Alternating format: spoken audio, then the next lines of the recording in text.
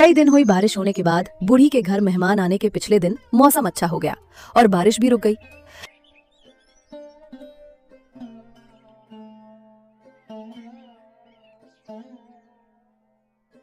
अरे बेटे, मैंने सुबह सुबह गाड़ी की आवाज सुनी थी। क्या कोई आया था बेटा? और ये मेरे लिए इतनी सुंदर साड़ी तुम सुबह सुबह कहाँ से ले आए? कल तो तुम दोनों अपने साथ कोई बैग वगैरह भी नहीं लाए थे, फिर तुम दोनों के पास ये दूसरे कपड़े कहाँ से आ गए? माँ जी, वो मेरा सबसे भरोसेमंद आदमी, मेरा ड्राइवर, हमारे लिए कपड़े लेकर आया था, इसलिए आपको गाड़ी की आवाज सुनाई दी। वो सुबह सुबह आ गया था, इसलिए मैंने आपको बेकार में नींद से नहीं जगाया, लेकिन आपने तो आवाज सुन ही ली। वैसे माँ जी, आज बारिश भी रुक गई है और मौसम भी बहुत अच्छा है, तो आप इन्हें थोड़ा गांव घुमा लाइए। ये गांव देखने के लिए ही यहाँ आए हैं और मैं आप दोनों के लौटने तक घर का सारा काम निपटाकर खाना भी बनाकर रखूंगी। बेटी, आज ऐसा लग रहा है जैसे मेरा परिवार फिर से पूरा हो गया हो। काश यह समय कभी खत्म ना हो और तुम दोनों हमेशा मेरे साथ ही रहो। लेकिन समय को तो कोई रोक नहीं सकता। भगवान जैसा दिन दिखाएंगे वैसा ही हमें स्वीकार करना पड़ेगा। और बेटी, तुम दोनों का मैं दिल से शुक्रिया अदा करती हूँ। तुम दोनों ने मुझे भले ही थोड़े समय के लिए सही, लेकिन इतना सुकून और अपनापन दिया है कि मैं इसे जिंदगी भर नहीं भूलूंगी। अरे माँ जी, आपको शुक्रिया कहने की कोई जरूरत नहीं है। आपने भी तो हमें एक माँ का प्यार दिया है। हमें भी आपके साथ बहुत सुकून और अपनापन मिला है। वैसे माँ जी, यहाँ खड़े खड़े बातें करते करते समय बेकार जा रहा है। इससे अच्छा है कि हम दोनों मिलकर गांव घुमाते हैं, खेतों की ओर भी चलेंगे।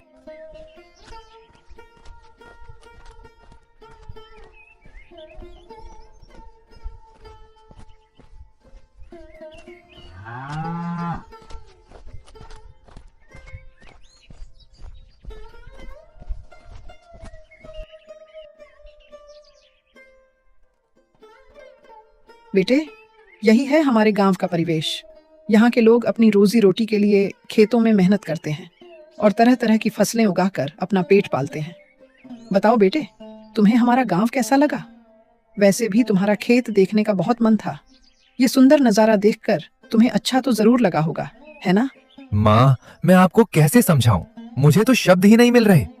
इस खूबसूरत गांव का नजारा देखकर मैं तो जैसे खो सा गया हूँ। माँ जी, मुझे यहाँ लाकर इतना सुंदर दृश्य दिखाने के लिए आपका दिल से बहुत बहुत धन्यवाद। जब भाग्यवान भी ये नजारा देखेगी तो उसे भी बहुत अच्छा लगेगा।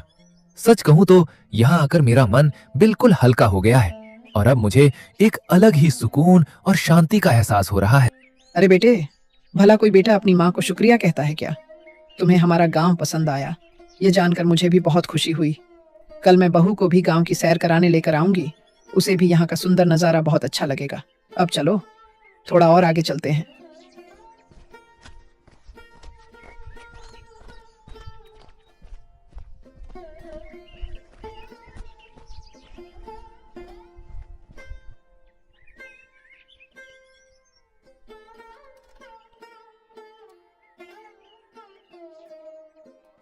पता नहीं माँ जी, और ये कितनी दूर तक गए होंगे। मेरा तो घर का सारा काम भी पूरा हो गया है और खाना भी बनकर तैयार है। अच्छा ही है, माँ जी को तो हमेशा अकेले ही रहना पड़ता है। आज इनके साथ थोड़ा समय बिताएंगी तो उन्हें भी अच्छा लगेगा। मेरा क्या है, मैं तो घर पर ही दोनों का इंतजार कर लेती हूँ। एक काम करती हूँ, जब तक ये दोनों वापस आते हैं तब तक मैं थोड़ा सा बिस्तर पर लेटकर आराम ही कर लेती हूँ। हे भगवान, हम जिस काम से यहाँ आए हैं वो काम जल्द से जल्द पूरा हो जाए, बस आपसे यही प्रार्थना है।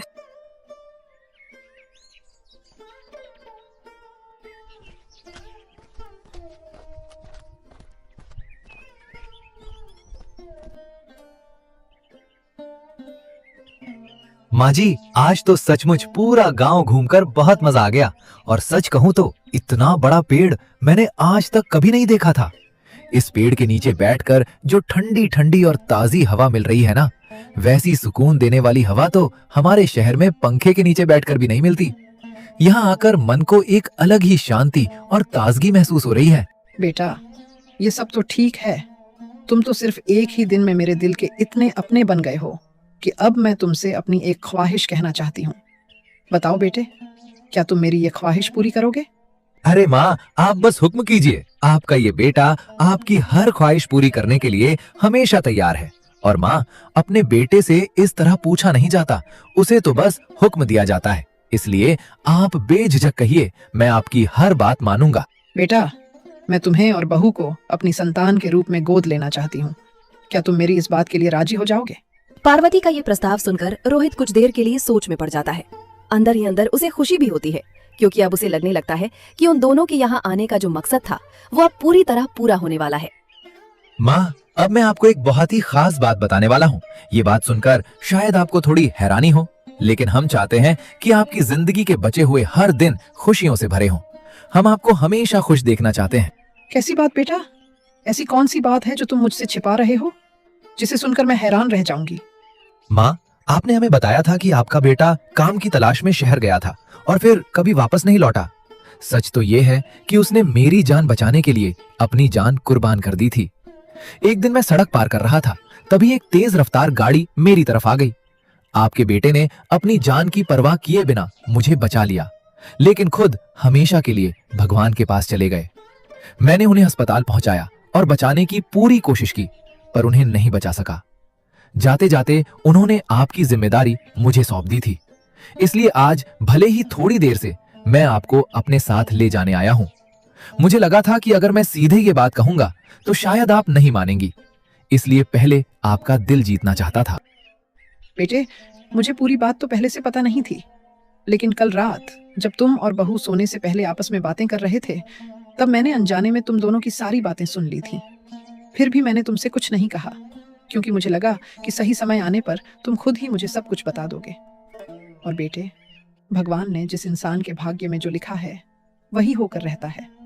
भगवान ने भले ही मेरे बेटे को अपने पास बुला लिया, लेकिन उसकी कमी पूरी करने के लिए उन्होंने मुझे तुम्हारे जैसा एक और बेटा दे दिया। मैं पूरे दिल से तुम्हारा यह प्रस्ताव स्वीकार करती हूँ बेटे। लेकिन माँ, हमारा गांव में रहने का कोई इरादा नहीं है। मेरा ये मतलब बिल्कुल नहीं है कि मुझे गांव पसंद नहीं है। सच तो ये है कि मुझे गांव का शांत वातावरण और यहाँ की प्राकृतिक सुंदरता बहुत अच्छी लगती है। लेकिन माँ, मेरा सारा व्यापार शहर में ही चलता है, इसलिए हम तीनों को शहर में ही रहना होगा। हाँ, आप बिल्कुल भी चिंता मत कीजिए।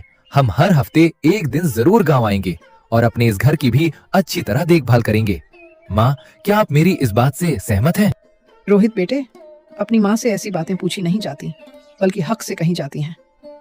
मेरी इस बुढ़ापे में भगवान ने तुझे मेरे पास भेज दिया, इससे बड़ी खुशी भला मेरे लिए और क्या हो सकती है। अब चल बेटा, घर चलते हैं और यह खुशखबरी अपनी बहू को भी दे देते हैं।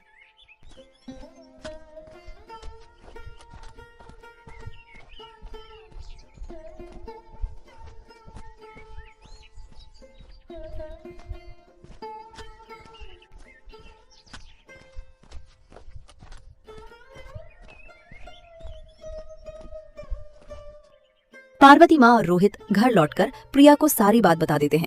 ये खुशखबरी सुनते ही प्रिया के चेहरे पर भी मुस्कान खिल उठती है। अब तीनों के चेहरों पर खुशी साफ झलक रही है। इसी खुशी के माहौल में प्रिया मुस्कुराते हुए कहती है, माँ जी, आखिरकार हमने आपका दिल जीत ही लिया। हम जिस मकसद से यहाँ आए थे, आज वो पूरा हो गया। आज हमें जीवन की सबसे बड़ी खुशियों में से एक मिल गई है। माँ के स्नेह और आशीर्वाद जैसा सुख इस दुनिया में और कोई नहीं होता। आज से हमारा परिवार सचमुच पूरा हो गया। अब हमारे घर में भी माँ का साया रहेगा और उनके आशीर्वाद से हमारा जीवन हमेशा खुशियों के साथ आगे बढ़ेगा। इसी तरह रोहित और प्रिया उस अकेली माँ का दिल जीत लेते हैं, जिसके बेटे ने कभी रोहित की जान बचाने के लिए अपनी जान कुर्बान कर दी थी। आज रोहित उसी माँ को अपने साथ ले जाने आया था, ताकि उन्हें फिर कभी अकेलापन महसूस न हो। आखिरकार उसका ये सपना भी पूरा हो गया। इसी भावुक पल के साथ इस कहानी का सुखद अंत होता है।